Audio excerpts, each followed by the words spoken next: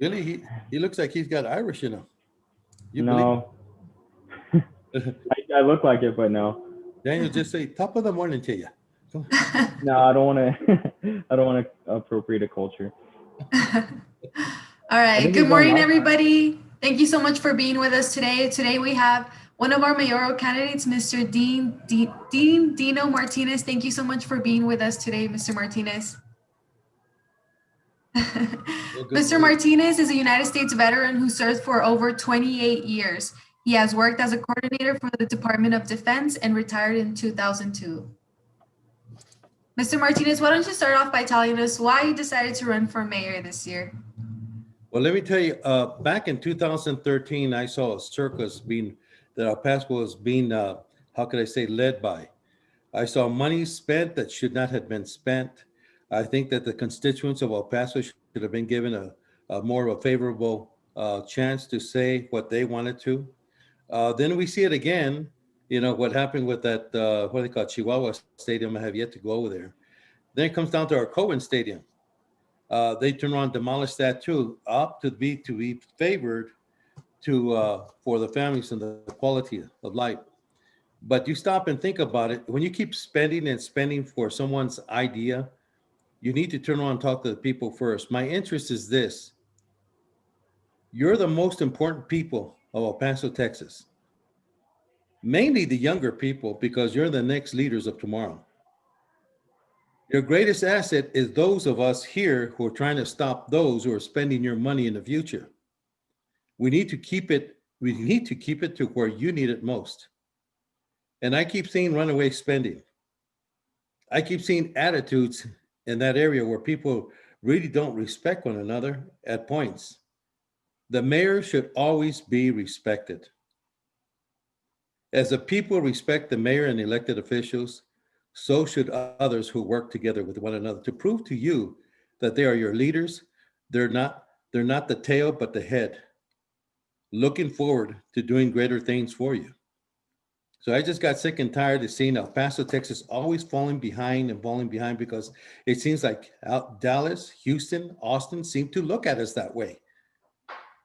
Please, I hope that you can favor what I'm saying this, that you put a different kind of taste, a different type of spice into this election, that you show them that somebody cares. Somebody literally, excuse the word, gives a damn about your future. Thank you.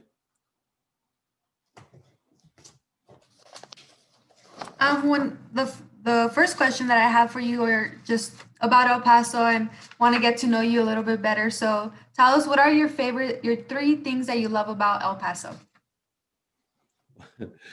Well, okay. Don't down me on Chicos Tacos. I love the fair because it shows who we are really from our ancestors to this day. What I love most is you all. I've always loved the young people. This is not politics. Put that to a side. This is my heart speaking out. I've always cared about the younger people because I guess somebody forgot about me. But I made doggone sure in the future that I would not forget about you. It wants to put a tear in my eye because I've seen so many kids left behind. I was raised up in California and I saw things that a little kid should not see. I pray to God that if I'm elected, I would not leave you. Please come to me, talk to me, tell me your needs, what's going to help you, what's going to make the precedence to making sure that no one harms you. They call me the father of El Paso. Before they used to call me uncle. Live up to those standards. I want to make sure that if you don't have a father, let me be your dad. I'm here. Thank you. Okay, so now we'll transition from the positive to some negative things, I guess. What are three things that keep you up at night about El Paso? Like, what are things that bother you about the city? Well, I remember, again, going back 2013, El Paso had a blackout. And when we had a blackout, I don't think the people really had the understanding, the true understanding of what was going to happen to our city. When you don't have electricity, there's no water. When you have no electricity, there's no gas. When you have no electricity, your refrigerator stops working. You actually come down to a standstill. And out of out of out of 10 generators that we have out there in the Newman plant, only 2 were operable. This was wrong. I mean, we have 10 brand new operators. I mean, 10 brand new generators out there in El Paso, Texas, brand new from this city council, and yet only 2 were working. I don't want to see that happen to us today. I want to make sure that your way of life every day, 24 hours a day, that you have access to your refrigerator, you have access to your lights for security, you have access to water to flush your toilets, brush your teeth, to drink water. You have access to these things because this is what the normal way of life is supposed to be. We should not be a third-class world. You're in the United States of America. You're number one. And we make it number one. That's why I'm here.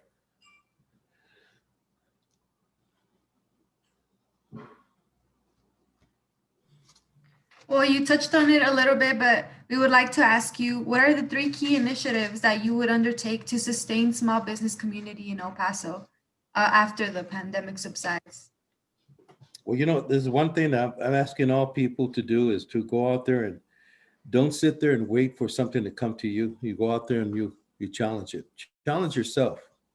I mean, it doesn't hurt to go out there and cut the grass. It doesn't hurt to go out there and throw a newspaper.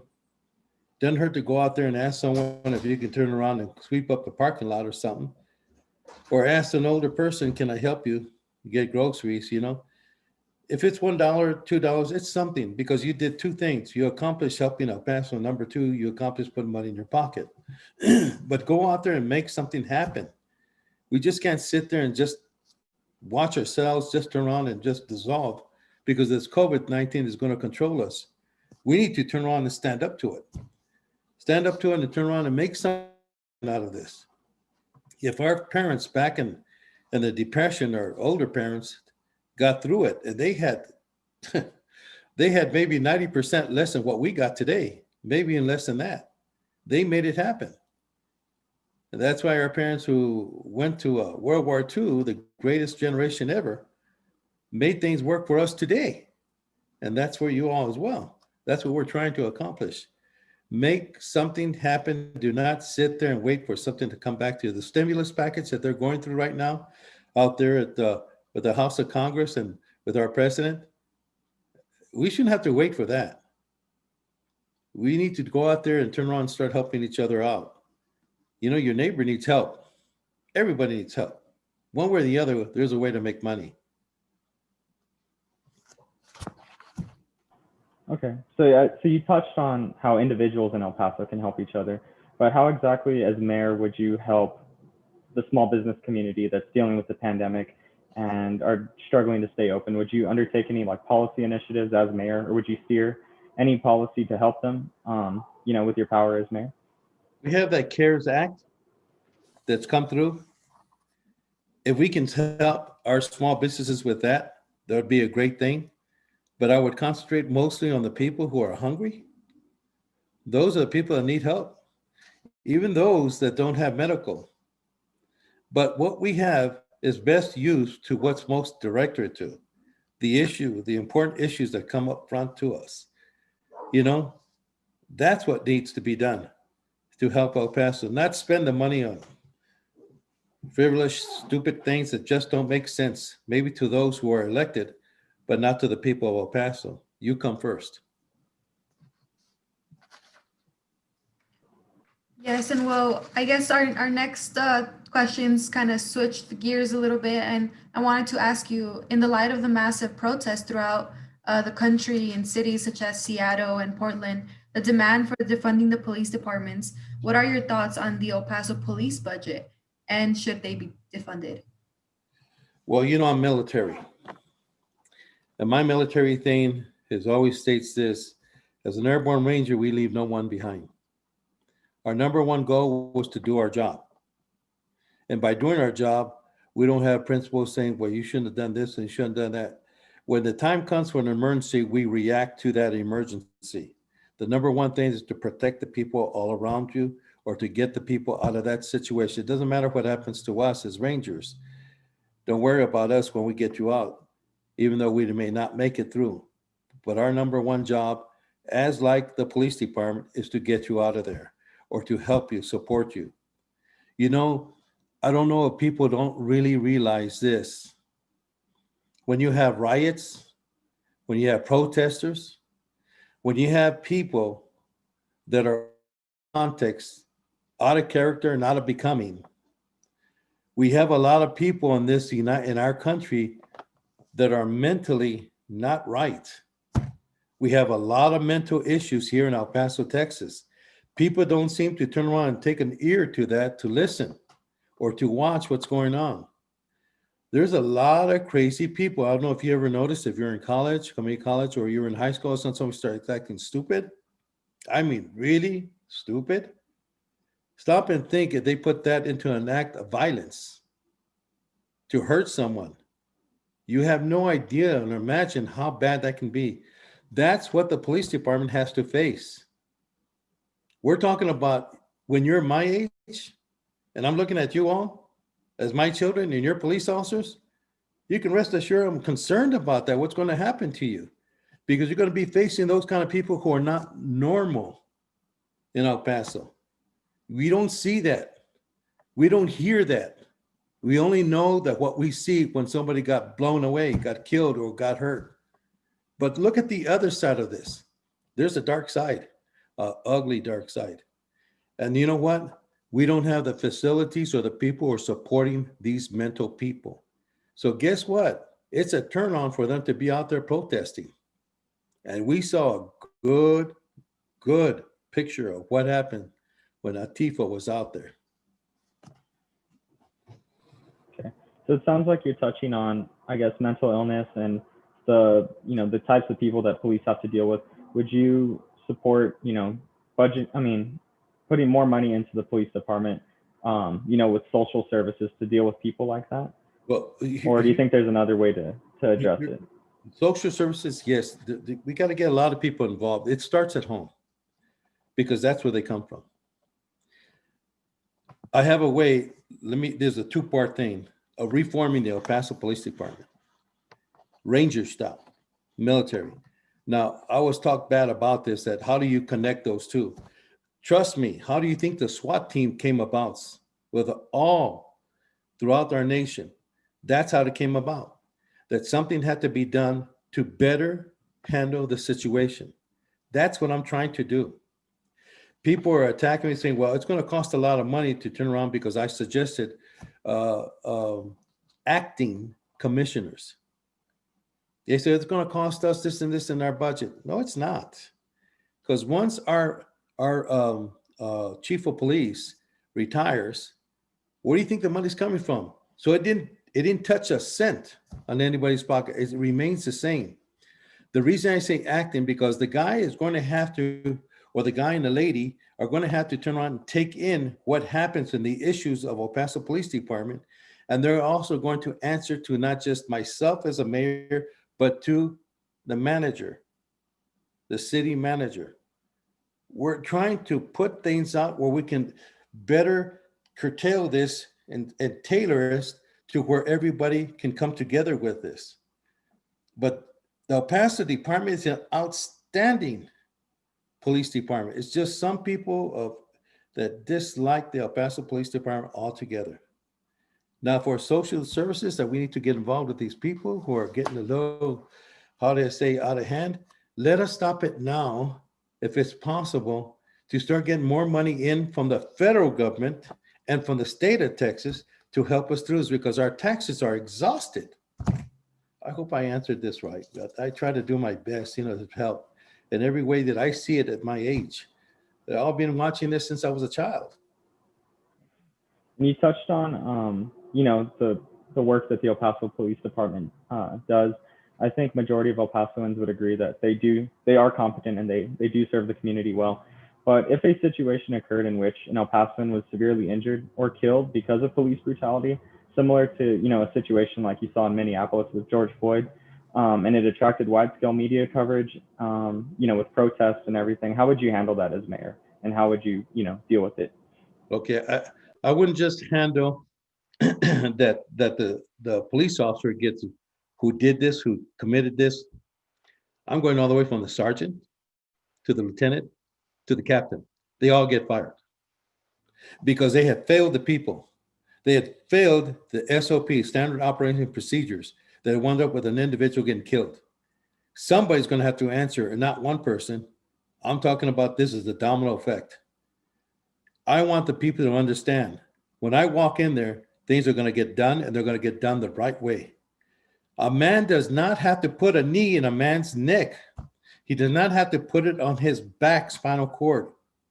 There are different ways. I supported the military police officers when they called us in to take down some other paratroopers.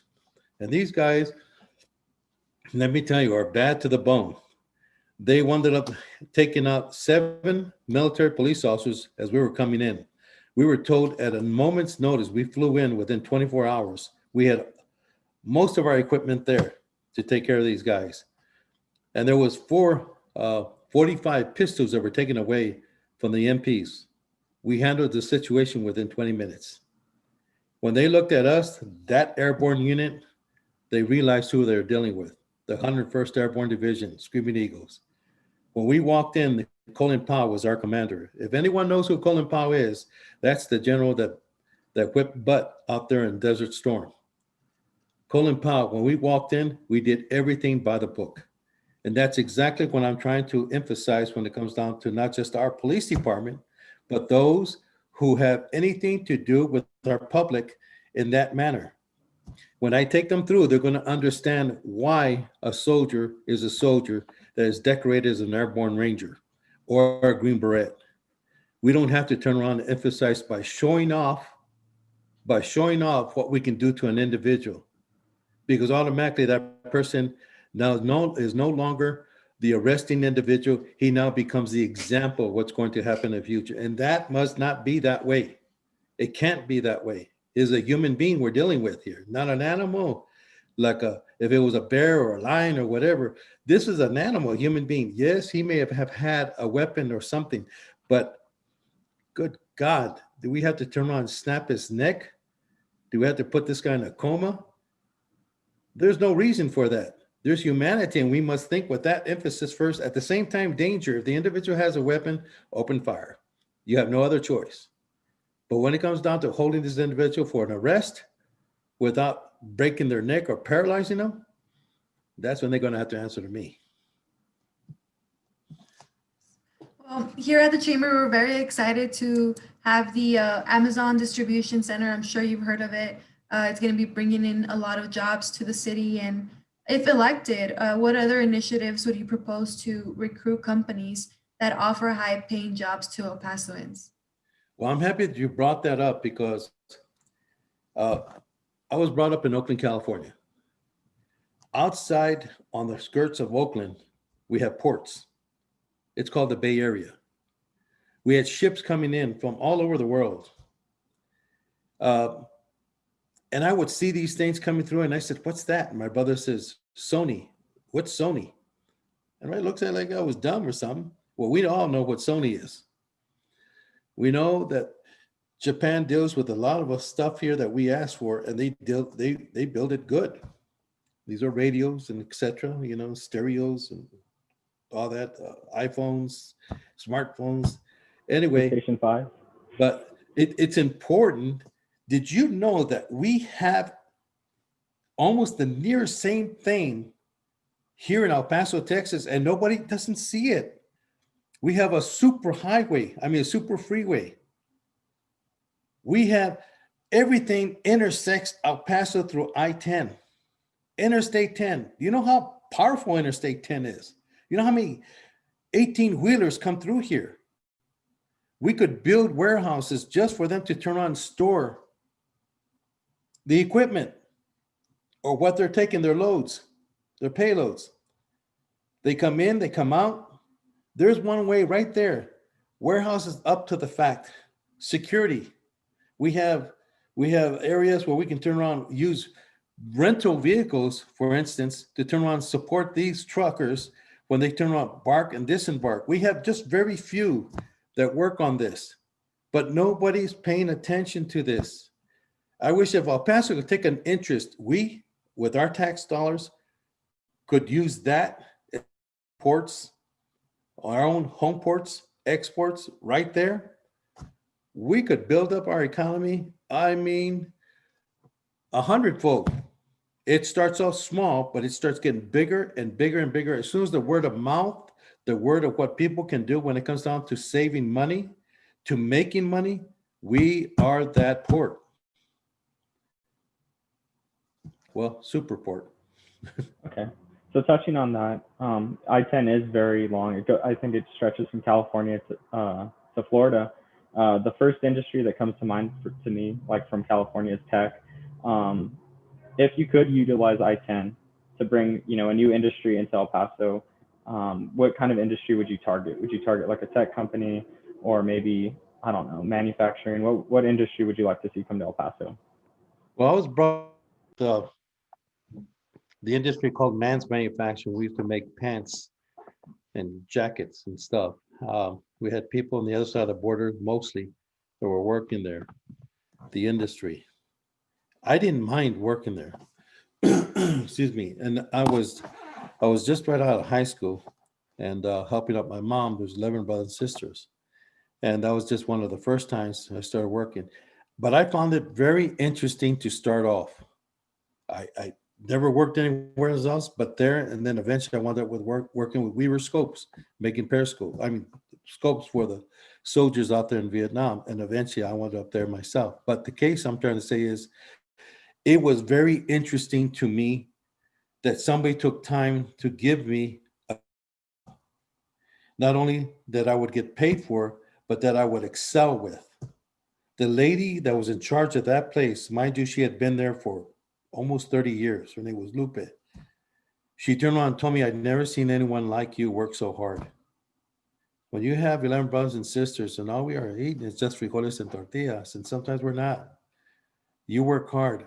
But what was interesting is that she she didn't treat me any different because my Spanish wasn't all that great. She could tell me, "Ay, que juguitos güeros," or verdes. She liked them, but I would get there an hour before work started, and I start sweeping up the area. And she told me, "What are you doing?"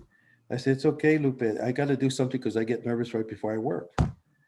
And so I'd go in there, and she turned around. And she said, "This is the only guy." Then I would pass my newspaper to anybody, leave it there so anybody else could read it. I didn't take it home. I was on a mañoso. And I'd share many things, even my food I would share.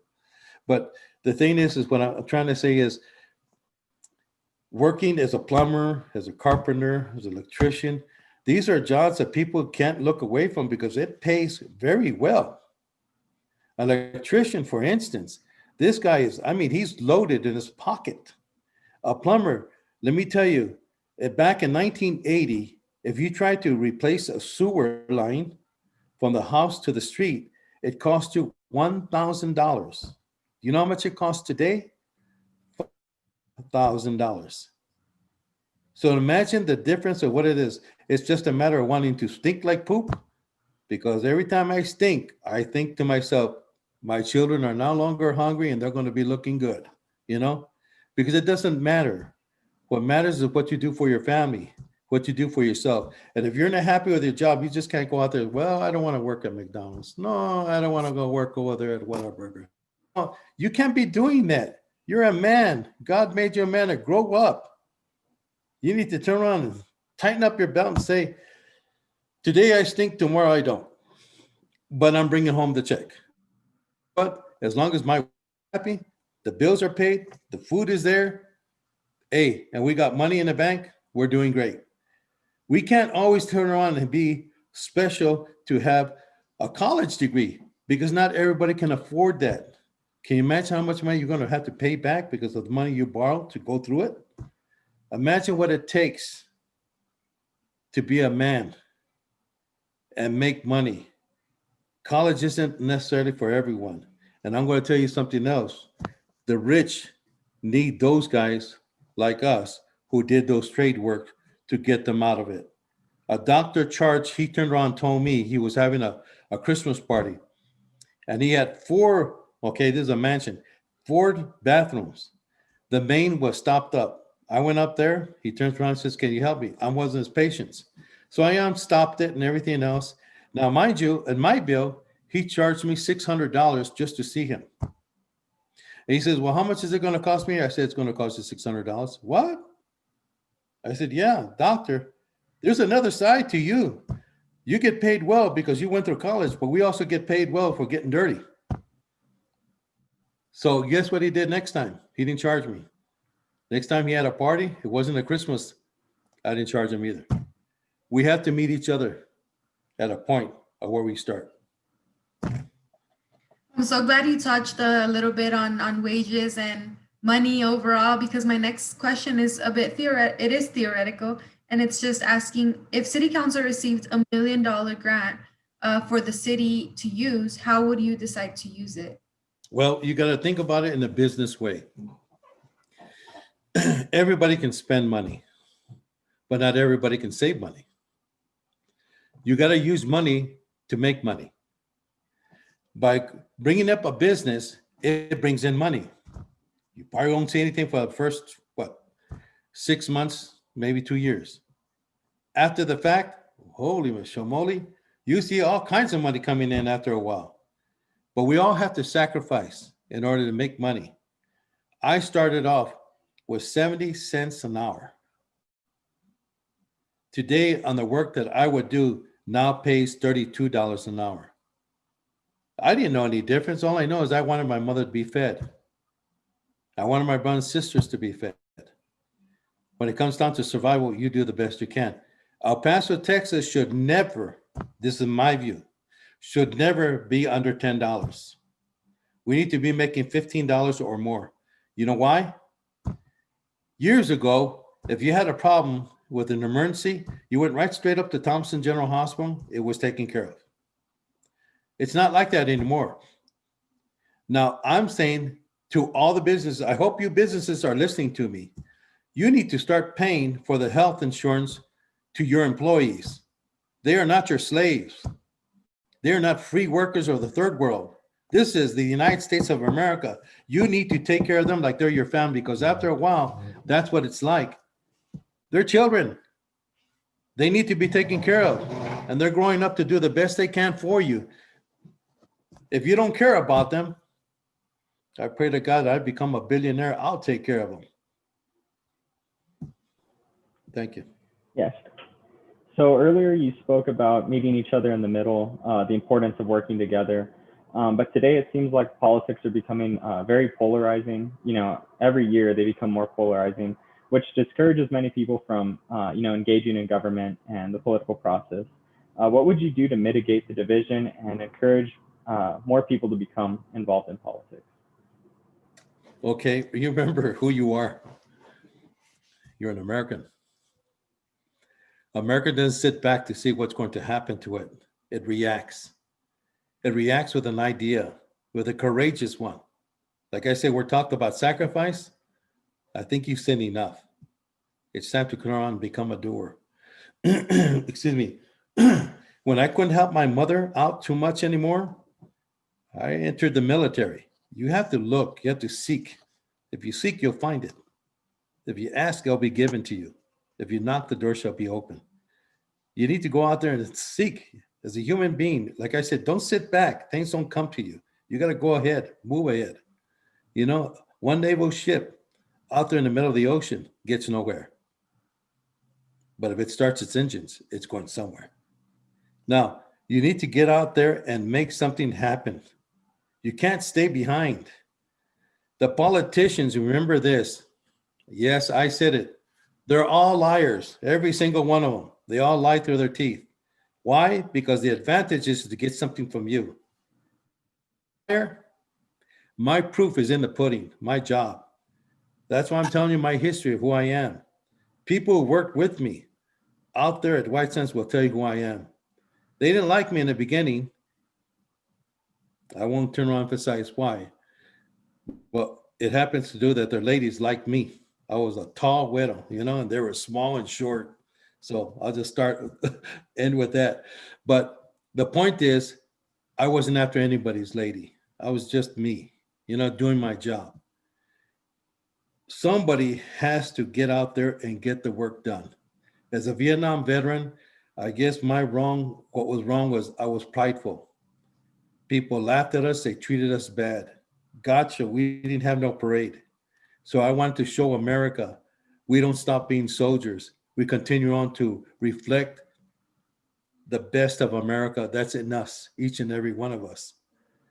Look for the ship that's coming in. You miss it, you just missed your chance. Well, earlier you talked a little bit about education, how, college isn't for everybody, and it's definitely hard for people to go there when they'll owe a lot of money, but it's definitely something that needs to be more nurtured here in El Paso. As mayor, what initiatives would you undertake to improve and enhance education in El Paso? Well, my number one thing is never stop educating yourself. Never. Keep pushing till you get your degree, whatever it may be. Now, there's people who don't have degrees and become multi-billionaires. Okay? I'm just giving you an idea. A man that went out there and started selling tacos and burritos became a multimillionaire. The way he can do it, we can do it. When I was a I guess I was about 7 years old, not 7, 6 years old, I was selling rocks. Believe it or not, I was selling rocks. And I got money. And I brought back $1. I'd been out there for about, I'd say maybe 2 hours. I said, Mom. And I had a tie and everything, a little tie. And she turned and said, Válgame Dios, mira, mijo, he brought $1. And then everybody was laughing. And he was selling rocks. I think about it today. I was eager to sell something, to make something happen. And in my mind, a rock isn't cheap. The lady next door, I think it was 5 people. I said, mire, out of something like maybe 25, 30 people. They turned around, and if not, they gave me a nickel or they give me a penny. And man, let me tell you, you had a penny, you could buy 2 suckers or 2 bubble gums with a penny, And I mean, I didn't take not one. I gave all my money. I think I had a couple of marbles in there. I gave my mom, and then I even gave her my slingshot. And she said, well, "What's este?" I said, "Just in case, Mom, somebody's trying to take your money. There's some marbles." And my mother just turned around and laughed. This homemade slingshot. But it was how it was then. El Paso needs to push for education. They need to push for better jobs. Look at me. I started off in the bottom with nothing. I wound up with a GED, but I had 3 scholarships in Oakland, California. I think I had UCLA, San Jose University, and San Francisco. Or maybe there was 4. My dad, he ripped them apart. My dad wanted me to be a doctor because he's seen what I did. I used to copy my mom. She was a nurse's helper, and I took out stitches out of my brothers when they had stitches. My dad says, "You have good hands." You know what good hands mean? That they don't go like this. They're always like this still. That's what a surgeon would tell you. It always starts with the hands. Now, people of El Paso, Texas are surgeons, and they know they're surgeons.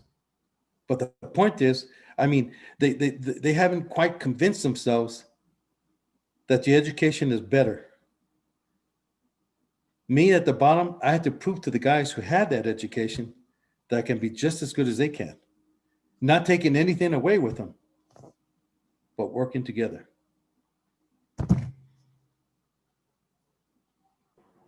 That's a good analogy. And so we're going to transition into some immigration questions. We're a border city. We rely on commerce from Juarez and from Mexico.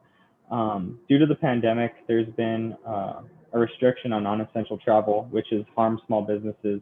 It's kind of turned our community, it's not the same as it used to be, before the pandemic. So what are your thoughts on the measure to limit non-essential travel from the southern border? And as mayor, what would you do, to work with federal officials to maybe change that or make it stricter? Okay. I'm the guy that likes to work up to the margin, up to the limit. Let us not sit back and wait. Let us push forward. Poco poquito. Every day that things are getting better, and they do get better, not because you heard somebody come down with COVID or another person died. That doesn't mean that it didn't get better or it got worse. The point is, we're meeting up to the standards of how to better emphasize on looking after those that you work around with, as well as yourself, to use and practice those measures. But I don't believe that the COVID thing could shut us down to a point where we become hermits in our own home. We are challengers. We are Americans. We are El Paso, Texas. My grandfather said this, no te dejes. Well, he passed away way, way long time ago, but this is what I would say. No te dejes. Keep pushing forward. If you can't work out there making money, you get money. Making money by asking somebody across the street, hey, I know some plumbing or I know carpentry. Would I report somebody's making money under the table like that, supporting their family like that? No, I would not. Elected me as a mayor, maybe I did something wrong by saying this, but no, I am not going to stop a man or a woman or a child from feeding itself. This is humanity. They must go on and proceed forward. We need to do that together. Maybe I didn't answer this the way you wanted, but I can tell you this much. No te dejes. So, what are your thoughts on the current federal immigration policies and practices since we are so directly affected by them living in a border city? I know we got hit pretty hard. 2020 is going to be something that's going to be remembered for a long time. I was trying to, I'll tell you this much. If it was possible, yes, I would allow everybody to come in. But that's not so because not everybody is somebody who wants to come in. We have a lot of people who are not good people. We have a lot of people in the mix. We have to be careful who you let in your house. The Bible says, behold, be careful not to let the devil take a foothold into your front door or back door. Once they come in, you got a problem. And we may have a big problem when they start to muster together. We don't know if we have terrorists coming through, but they're there. They're out there. Trust me. I believe, this is my view, they're out there training in Mexico. Just wait for the chance to come in. And any one of those who are working because money seems to be the answer to everything for the folks who are hurting, you have to be careful. We have a cartel on the other side. We have to be careful with them as well. That's the most dangerous world out on that side. And yet we have the safest here. Why? Because of what we do in our borders. It's got to be the front door or back door who you let into your house. But as for letting those who come in immigration, come on now. When it comes down to children, we don't hold the babies back. We look after them as best we can because that's what we are as Christians. That's what we do as human beings of the United States. We don't hold them back. And of course, they're going to need a mother to look after them. But we're limited to a lot of things of what we have. We have a big heart. That's what I was saying when it comes down to the CARES Act. We need to take care of each other, take care of the businesses. Without the business, like grocery stores, pharmaceuticals, we're hurting. I'm not going to let or allow COVID-19 to shut us down that way. Yes, I'm for immigration to help those who need to be helped. But not everybody who says, I'm coming in for an asylum is telling you the truth. Well, I'm so glad you bring back COVID. I really wanted to ask you. I know you ran for mayor in 2013, the last term you ran. I wanted to ask you, how has it been campaigning during a pandemic versus campaigning in a regular year? Well, one thing for sure, I don't get to see that ugly face of Oscar Leeser. I'm just picking on him because he was the one I endorsed last time in 2013. But let me tell you, we got together there at the draft house. It felt so good to me, speaking. It felt so good to see Oscar, D. Margot, our incumbent, the mayor, uh, Veronica Gabrajal, Calvin Zeldorf, and Carlos Galinar. It felt good to see each other. We got to meet each other. You know, there's something about us human beings talking like this is, well, we're just talking in screens and it's like talking on the phone. But when you get to meet each other, it does something to you. To me, they may not be mayors, but I'm looking at the best part of El Paso, Texas, who decided to want to be a mayor, to represent you. Those people who cared to leave their freedom behind so they can give you the best of what's coming, their decisions. And I've always been a people person. I like to be around people. I like to help you in any way I can, even if it means you can see families here will tell you, I'll give you my last dollar if it's going to help you out. Thank you. Mhm. I think that's really good to, be able to see the good in the candidates rather than, be hostile towards them. The fact that you can have that kind of camaraderie with them is really interesting, really cool. Okay, so we have some time for, I think, a couple of audience questions. Okay. So I'm just going to go ahead and read them off. I'll read the first one. So as I'm sure you know, there's been a recent spike in COVID-19 cases here in El Paso. I think they're, historically high.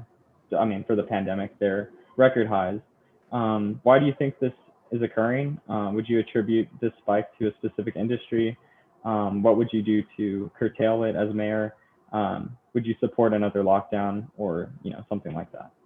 No, not necessarily. Not another lockdown. There was 11 children in our household. And I look at that COVID-19 like that, how it's handled. Wisdom takes care of the problem. Foolishness only turns around and the problem just continues on. If there's somebody that's crazy in your house, destroying it, domestic, I'm talking about mom, dad, or fighting, usually it's a dad, out you go. You're not going to disturb the peace of the children. Well, when it comes down to a disease, a virus, something in the household, it needs to be taken care of immediately, and everybody needs to be removed from that area. No one goes to our room, to that. It was called the boys' room. So there's 7 sons, and we all slept in the living room. The other 6, if one was sick, because in the living room everybody has to go in and out. But within a matter of days, it was taken care of because you dealt with the bacteria or the virus. And like I said, my mother was like a nurse, and I followed through. That's the way it's supposed to be done in our businesses, because those are your homes for 8 to 12 hours when you're working. Everything needs to be cleaned up. We cannot, and I'm telling you, we cannot trust our hospitals. The emergency rooms are one of the primary places that needs to be cleaned up. I don't see people there clean up the emergency rooms. That's the main place you're going to get it, because that's where sick people come. After that, they rush you through after they sign wherever you have to go to see a doctor. Our business must be taken care of that way. Everybody that walked through that door, there should be somebody with some a paper, a tissue paper, and alcohol or sanitary stuff to clean up the handles every time it was clean, every time somebody entered. You need to be checked when they check for your temperature in your on your body as you enter into your business, into your job. Every so often, within the break that you have 10 o'clock break or you have 12 o'clock noon, they'll give you an extra 20 minutes that you walk through. So you get scoped again. You have to be checked again. And right before you go out, you have to get checked again. It's important that this is the way we handle it, that we turn around, we nick this thing in the butt and stop it. If business really cared and they're not paying your health insurance, they can definitely pay that to look after you and everyone else. There's these these businesses, industries, maybe Alora or whatever, I'm not necessarily picking on them, but when you have that many amount of people coming in and they're at close proximity with each other, you need to monitor these folks every so often. That's the supervisor. That's the manager. That's why they call them managers, to manage the thing. That's why they call them supervisors, to be greater, stronger. You got to take care of your people, because I'm going to tell you, for 28 years, when I worked out there in White Sands, this is outside that, we were more family out there than we were with our own. We spent more time that way. But we need to do the same thing when we're at work here at El Paso, Texas, and anywhere else. Start taking this thing seriously enough to look after each other. Those who go drinking, well, guess what? You want a party?